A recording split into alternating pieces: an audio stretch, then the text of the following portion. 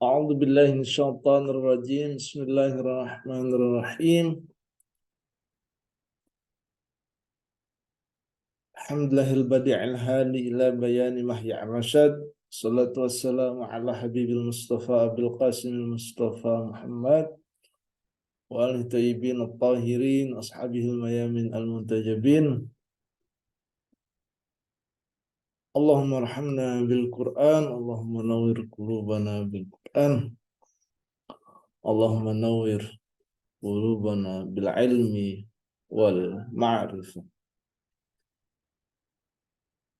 Teman-teman sekalian yang budiman dan yang saya banggakan, kata dan doa terbaik untuk teman-teman semua dan teman-teman semua wajib menjawabnya. Assalamualaikum warahmatullahi wabarakatuh.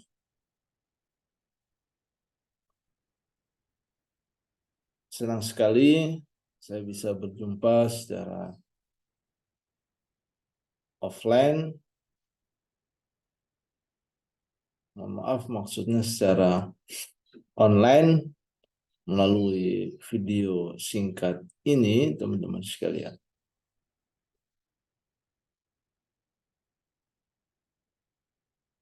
Kita akan berdiskusi tentang metodologi studi Islam. Kita tahu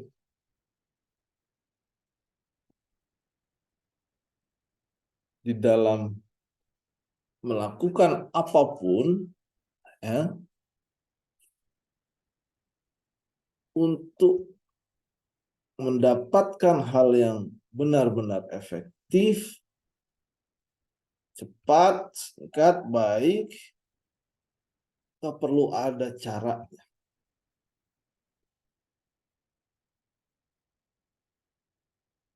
Kalau bapak-bapak mau ke sawah,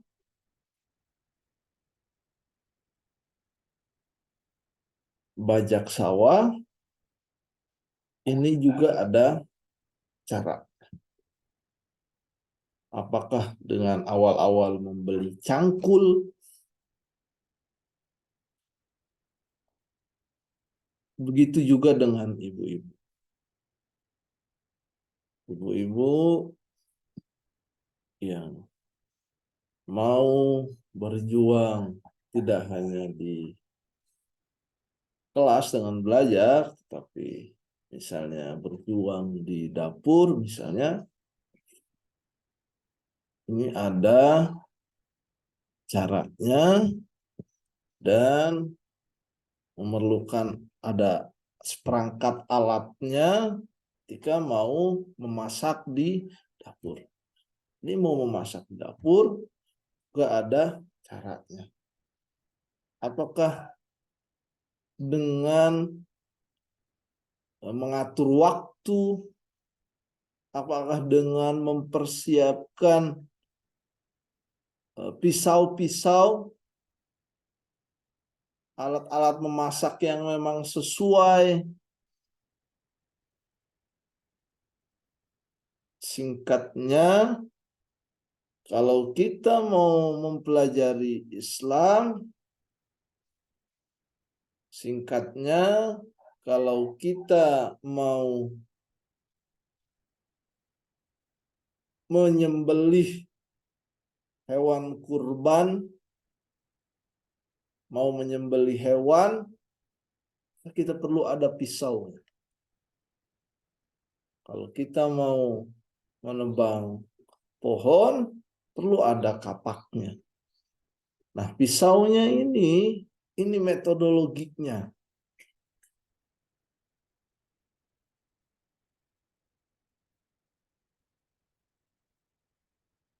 Ya, teman-teman. Apa itu metodologi?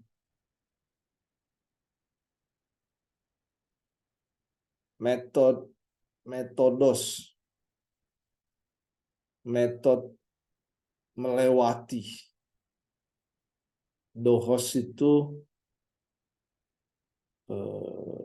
jalan, ya.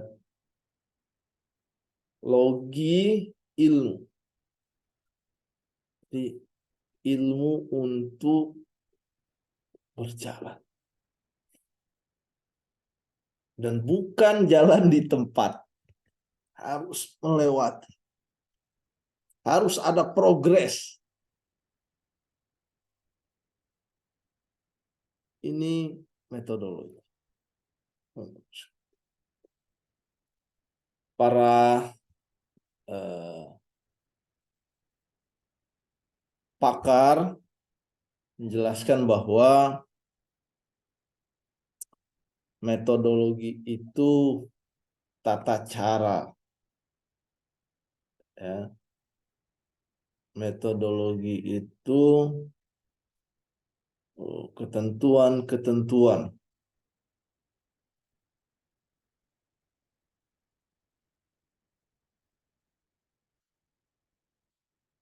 Mengapa dalam mempelajari Islam kita perlu metodologi? Yang pertama, ya, yang pertama, agar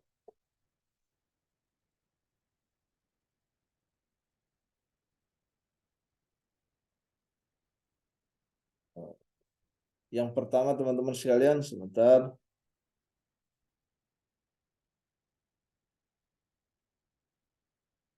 Agar ada efektivitas. Berbeda orang yang tahu caranya dengan orang yang masih meraba-raba, belum tahu caranya. Berbeda, teman-teman sekalian. Orang yang pakai tempat yang belum pernah dia kunjungi, kalau belum tahu cara yang efektif, masih bertanya, masih, kalau dia mau ke Puncak Bogor, katakan Ciawi, atau Masjid At-Ta'awun, mungkin teman-teman sudah tahu Puncak Bogor. Ini teman-teman masih melihat petunjuk arah yang dari Dishub atau dari bertanya pada juru parkir, pada pedagang yang ada di pinggir jalan, masih bertanya.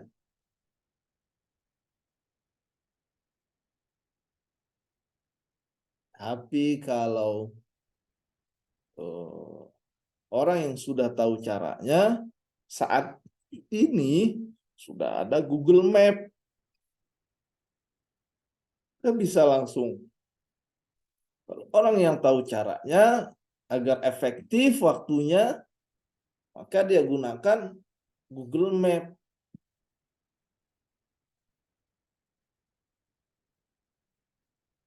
Nah, jadi berbeda cara orang yang tidak tahu Google Map dengan yang mengetahui Google Map. Lebih efektif. Begitu juga dalam mempelajari Islam. Oh, ada cara-caranya. Dengan memiliki guru, dengan kuliah, dengan membaca,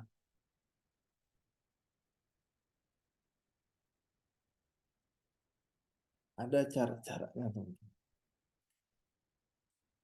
Jadi agar ada efektivitas, bisa cepat, bisa tepat, itu yang pertama.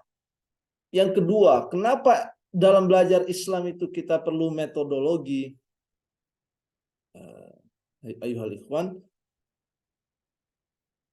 Islam itu pembahasannya amat sangat luas.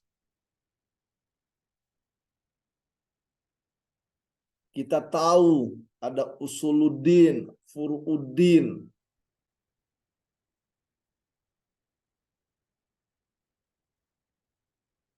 Ada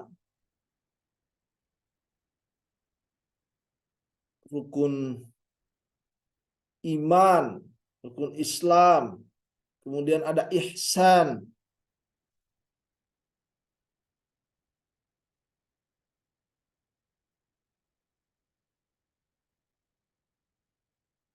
Al-Quran saja, ya, Al-Quran saja, kalau dia hanya berbentuk sebuah kitab, teman-teman sekalian,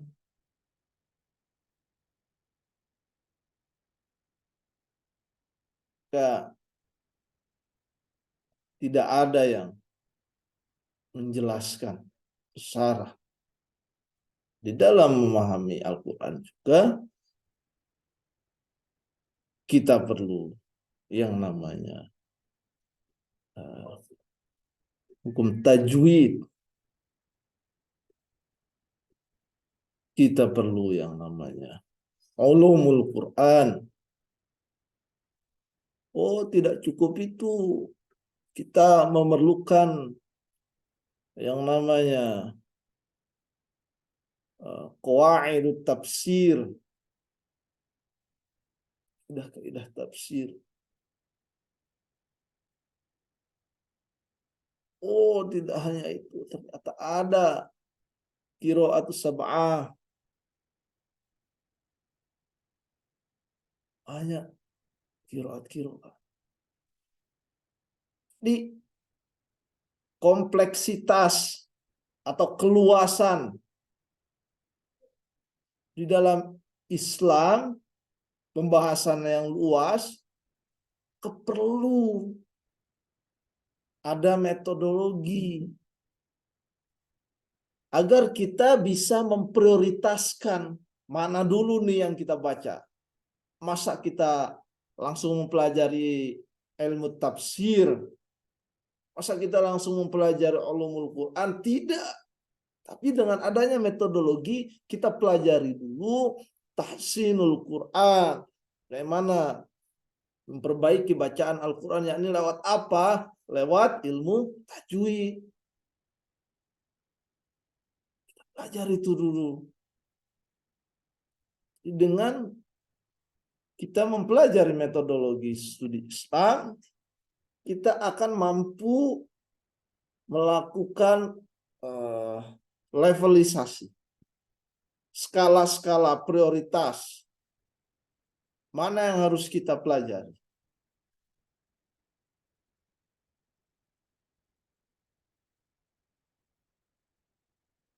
Yang pertama, agar ada efektivitas. Yang kedua, Islam itu sendiri.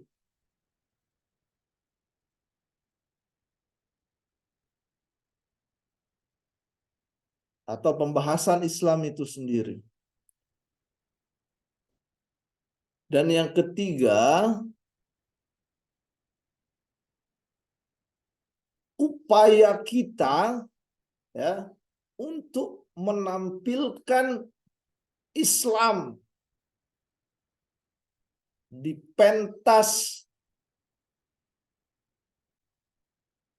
nasional atau di pentas global. Singkatnya, menampilkan Islam, yakni Islam yang memang rahmatan lil alamin, menampilkan Islam yang sesungguhnya, teman-teman sekalian. Jadi perlu, nah, dengan metodologi kita akan tahu, oh, Islam itu akan dihormati oleh agama lain ketika umatnya juga menghormati agama lain.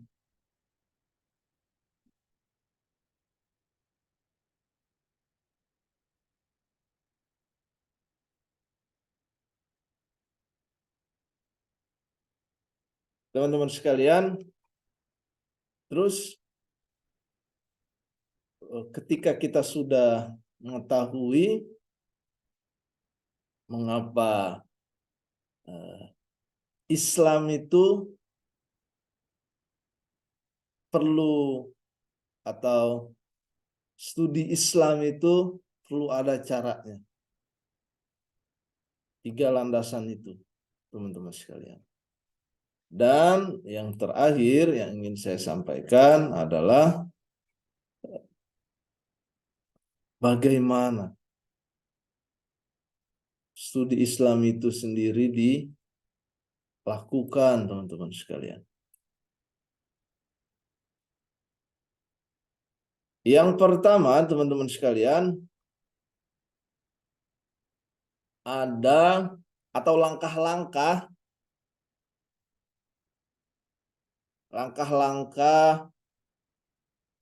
karena kita kaum akademisi, karena kita mahasiswa, karena kita ini tolabah, maka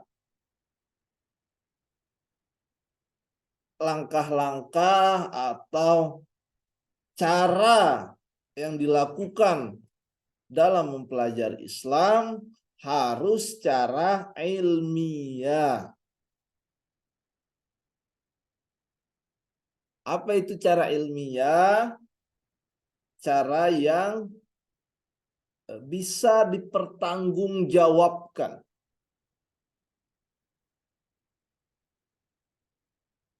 Cara ilmiah itu cara yang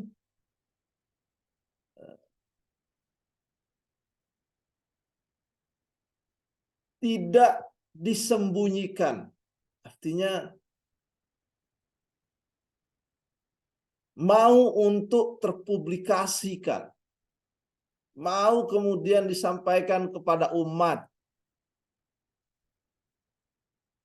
Ini ilmiah. Jadi langkah-langkah yang memang ilmiah di dalam studi Islam, yang pertama ada pengkajian.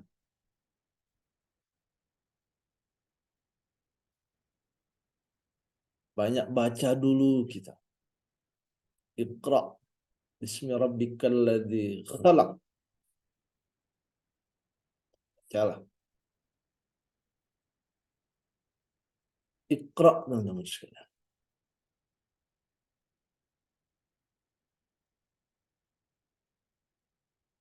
Kita pelajari pedoman-pedoman dalam Islam. Kita pelajari siapa yang atau kenapa Islam itu diturunkan. Kita pelajari kenapa Islam itu diminati untuk dikembangkan oleh banyak orang. Kita pelajari kenapa Islam, kita kaji kenapa Islam itu lahir di atau bermula di the first religion itu of Islam itu ada di Arab, tapi kenapa kemudian mayoritas umat terbesar kaum muslimin pengikut agama Islam itu apa kemudian lebih banyak di Indonesia? Ini perlu dipelajari.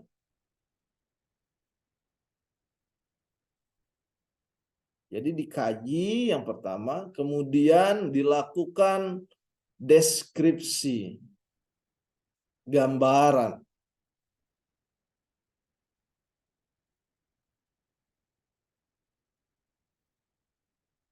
Jadi dideskripsikan lewat apa?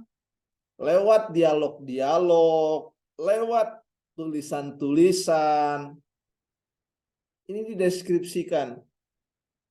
Islam itu sendiri, studi Islam itu dibuat jurnal-jurnal. Ini cara banyak orang untuk mendeskripsikan, untuk menggambarkan upaya penggambaran bagaimana studi Islam. Digambarkan bahwa studi Islam di pondok pesantren berbeda dengan studi Islam di rumah, ditulis oleh banyak orang, atau novel-novel bagaimana studi Islam di Barat, bagaimana studi Islam di Timur, bagaimana studi Islam di kampus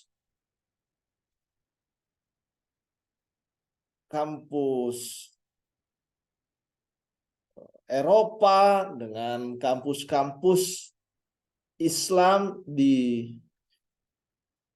negara timur. Ini perlu dideskripsikan. Yang ketiga, ada eksplanasi namanya.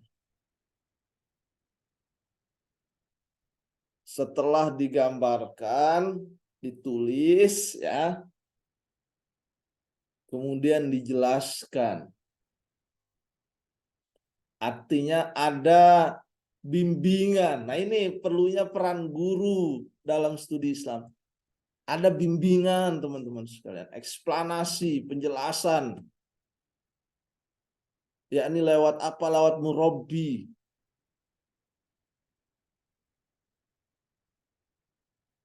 Jadi pertama ada pengkajian, studi, ada penggambaran, deskripsi, ada penjelasan atau bimbingan, ya, eksplanasi, dan yang terakhir itu ada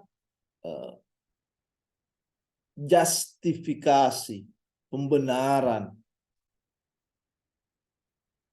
Jika kita mengetahui adanya atau melakukan upaya pembenaran, maka ada keyakinan.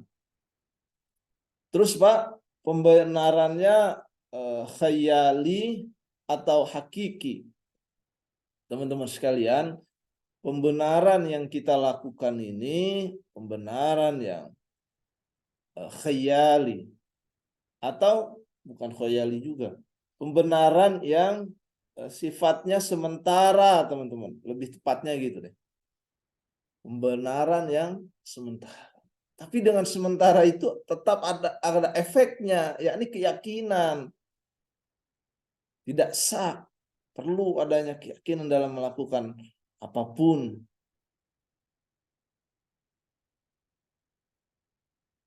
Ada keyakinan. Tentu upaya justifikasi atau langkah justifikasi ini, pembenaran ini, akan ada ruang untuk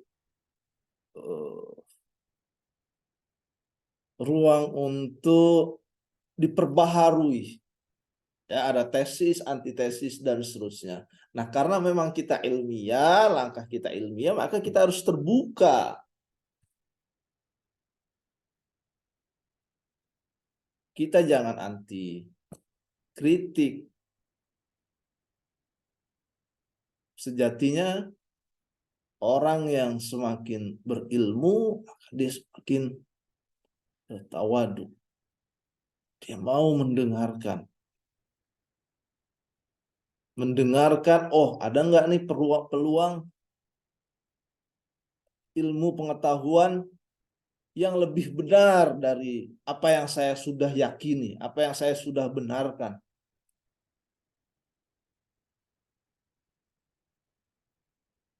Makna justifikasi tidak hanya secara kasat mata, tapi juga harus kita kini dengan kalbu, teman-teman sekalian. Karena itu kita ada eh, ada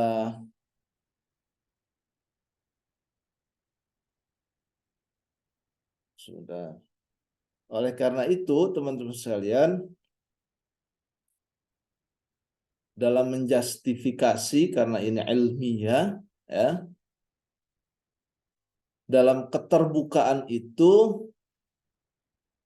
kita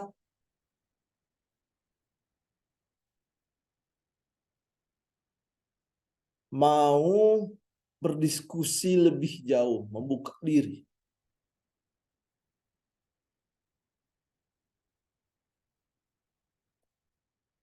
Saya rasa itu teman-teman sekalian, insya Allah kita lanjut lagi di minggu depan. Kurang lebihnya mohon maaf. Wallahu muwaffiq ila aqwamit thoriq. Wassalamualaikum warahmatullahi wabarakatuh.